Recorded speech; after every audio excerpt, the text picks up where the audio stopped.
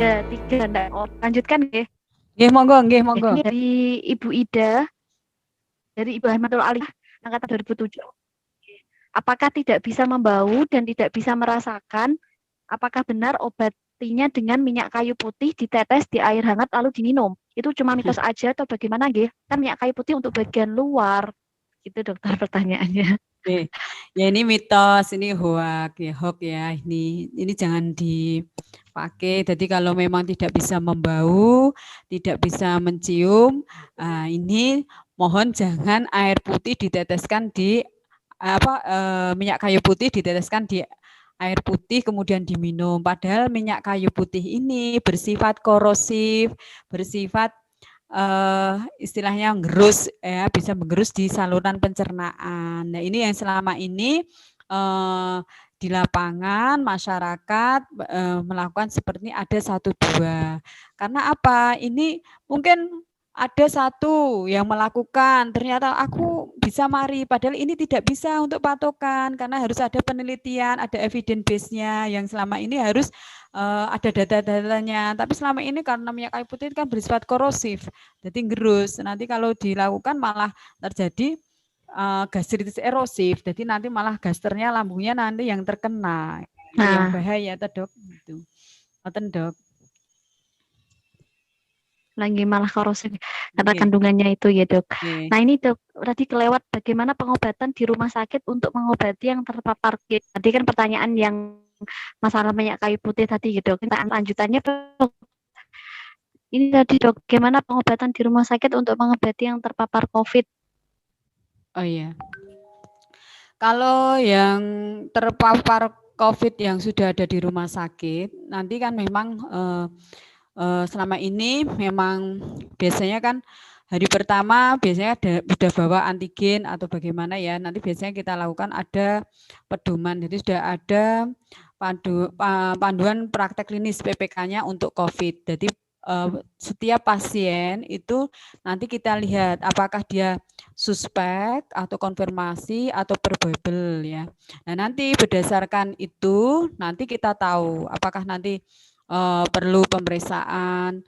Jelas mendiagnosa COVID tetap pakai PCR itu ya, PCR, kemudian nanti dilihat fungsi parunya dengan foto rongsen ya, foto torak, kemudian laborat lainnya. Itu semua sudah ada standarnya dari panduan praktek klinis untuk COVID-19. Jadi setiap rumah sakit biasanya sudah menerapkan, karena itu PPK wajib dipunyai setiap rumah sakit. PPK ini dibuat berdasarkan pedoman penata laksanaan COVID-19 yang dikeluarkan oleh Kemenkes ya itu. Jadi memang sudah ada. Nanti tergantung kalau dia memang sekiranya memerlukan transfusi plasma ya nanti juga dilakukan transfusi plasma. Kalau sekiranya tidak perlu ya tidak dilakukan. Sekiranya dia membutuhkan ICU atau ruang HCU juga dilakukan dengan sesuai dengan kondisi pasien, karena kadang pasien datang dalam kondisi mungkin saturasinya di bawah normal ya, dia perlu NFC, kemudian NIV, kemudian alat bantu nafas ya yang bersifat berat istilahnya itu ya kita lakukan. Jadi sudah ada panduan praktek klinis setiap rumah sakit ya itu. Kalau cuma gejala ringan yang juga nanti juga perlu isoman contohnya, dia sudah periksa tapi tidak harus dirawat di rumah sakit, nanti akan dikembalikan dia ke isoman di rumah nanti dalam pengawasan puskesmas. Itu sudah berjalan karena pelaporan jelas pasien-pasien yang konfirmasi itu sudah dilaporkan secara online. Jadi setiap rumah sakit itu melaporkan data-data itu ke dinas kesehatan. Tapi tidak perlu takut karena untuk menentukan tracing-nya. Jadi semakin tracing itu ditemukan semakin banyak, kemudian testingnya, tesnya itu juga dilakukan, termasuk nanti treatment-nya. Jadi ini tugas dari kami yang ada, bukan kami ya, kalau tracing terkait dengan nanti dinas kesehatan ya dan puskesmas, 3T-nya itu dapat terlaksana dengan baik, itu pencegahan penularannya itu dapat dicegah semaksimal mungkin. Jadi tidak nyebar, istilahnya nyebarnya banyak yang terkena. Dan selama ini kan di tracing tidak mau ya, di testing disuruh PCR pada lari, padahal kontak erat. Kemudian diobati treatment harus ke vaskes atau ke rumah sakit menolak. Ya, ini banyak sebenarnya ya. Setidaknya kalau memang itu perlu tracing, testing. Kalau di lingkungan panjenengan semua sudah ada yang kena, ada pelacakan, tracing dari puskesmas ya lakukan saja, disuruh tes PCR ya dilakukan, malah enak itu. Nanti karena itu biasanya kalau tracing dari puskesmas itu gratis itu. Kalau mandiri mungkin bayar ya PCR-nya sekitar 800 sampai 1 juta. Kalau antigen kan mungkin setiap klinik masih bisa nggih. Itu kalau PCR kan cuma rumah sakit tertentu yang bisa melakukan PCR. Itu, Dok. Itu. Jadi sudah dokter. ada panduan praktik klinis untuk pengobatan dari itu. Jadi memang kalau mungkin yang ditanyakan itu kalau di rumah sakit itu dikasih obat apa saja, mungkin seperti itu gitu tadi pertanyaannya mungkin. Sesuai dengan kondisi masing-masing pasien. Jadi memang derajatnya dia apakah sedang atau berat itu ya. Soalnya kalau yang tersebar di sosial media sekarang ini kan banyak sekali dok yang menyebarkan kalau di rumah sakit dikasihnya antibiotik ini kemudian diberikan ini itu kan ada yang broadcast. Ya. Kan itu Karena dok, tidak setiap pasien itu sama. Dikasih obat A ternyata tidak bisa dipakai untuk pasien B. Ngertinya apa? Reaksi dari obat tersebut ya.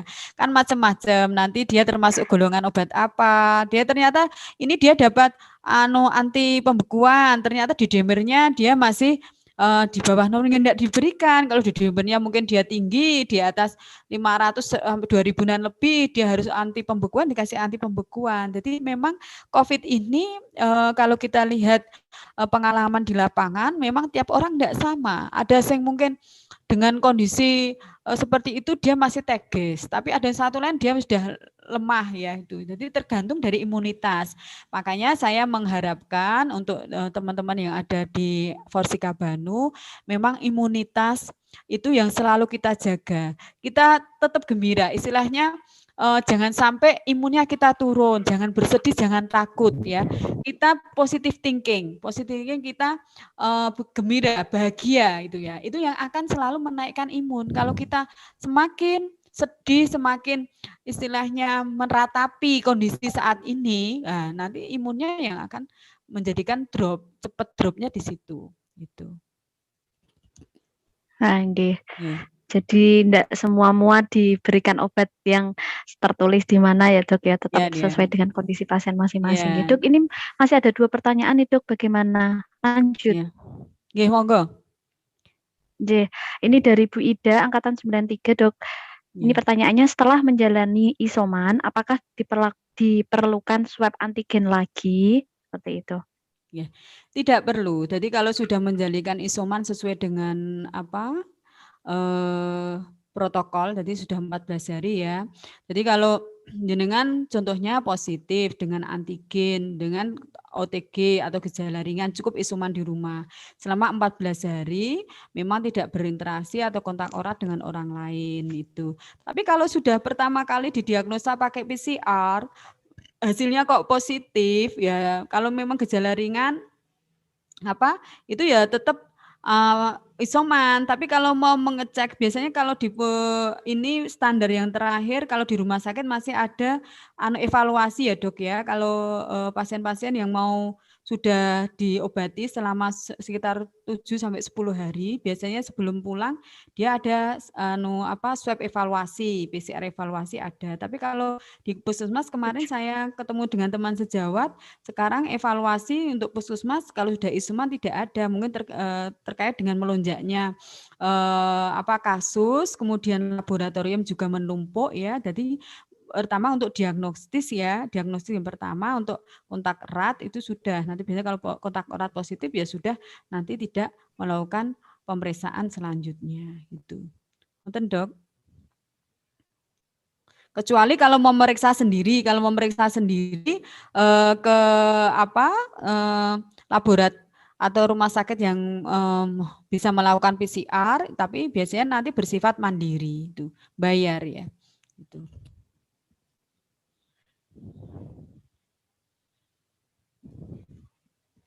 yang nggih.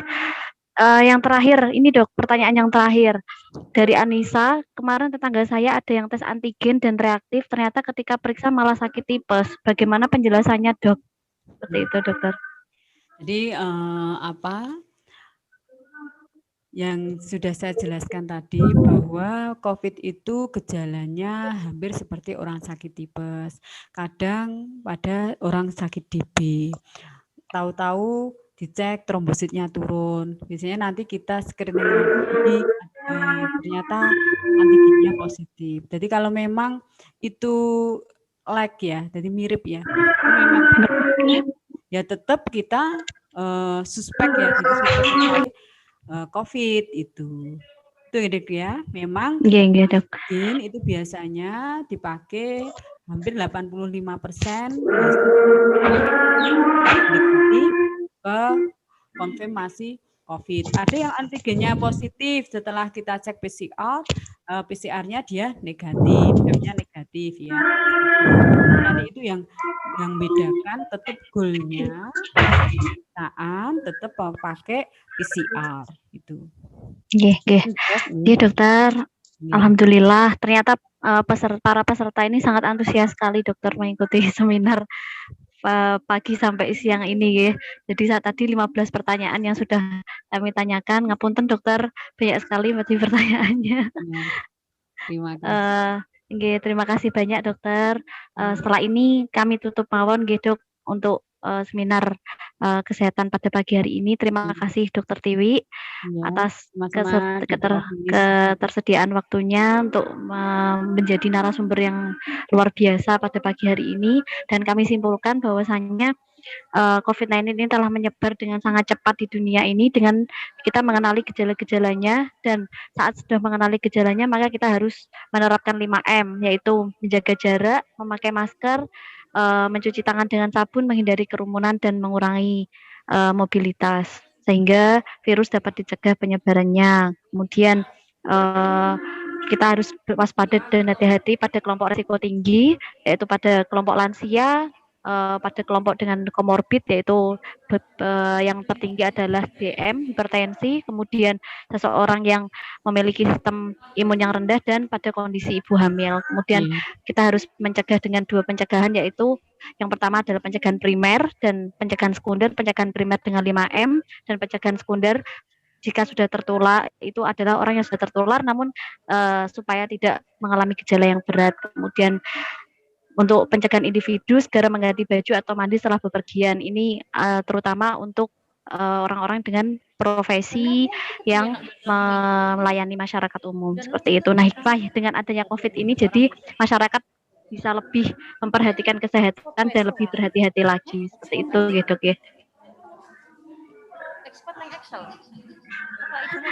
Terima kasih banyak Dokter Tiwi atas waktunya. Kami tutup. Semoga materi pada pagi hari ini dapat membawa keberkahan dan kebermanfaatan untuk kita semua. Marilah kita tutup dengan bacaan tasbih. Subhana rabbika rabbil izzati amma yasifun. Wassalamun alal mursalin walhamdulillahi rabbil alamin. Terima kasih dokter atas waktunya, dan saya sebagai moderator mohon maaf jika terdapat kesalahan baik yang saya sengaja maupun tidak. Akhirul kalam, mohon muwaffiq ila aqwamit thoriq. Wassalamualaikum warahmatullahi wabarakatuh. Waalaikumsalam warahmatullahi wabarakatuh. Terima kasih kami ucapkan kepada Dr. Office yang telah memandu jalannya seminar pada siang hari ini. Dan tentunya kami ucapkan terima kasih pula kepada Dr. Tiwi yang telah memberikan ilmu, pengalaman, edukasi tentang yang mungkin saat ini masyarakat rasanya masih takut gitu ya tentang COVID ya. Padahal COVID itu bisa dicegah, tapi bukan untuk ditakuti. Maka dari itu kami dari pengurus Forsika Bandung Pusat memang sengaja mengangkat tema tersebut karena fenomena yang ada di masyarakat itu kebanyakan masyarakat takutnya sangat keterlaluan dengan COVID ini, tidak memikirkan bagaimana caranya untuk mencegah, tapi bagaimana biar tidak kena COVID begitu. Ya, jadi masyarakat kita tuh masih perlu edukasi tentang bagaimana pencegahan agar kita itu bisa terhindar dari COVID.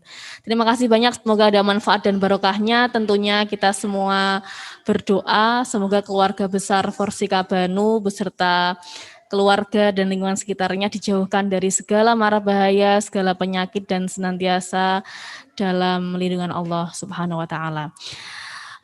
Baik, ibu-ibu sahabat sekalian, kami mohon sebagai penutup acara, kami mohon untuk kameranya bisa diaktifkan agar kita bisa mendokumentasikan kegiatan pada siang hari ini. Agar nanti di screenshot oleh operator Zoom-nya.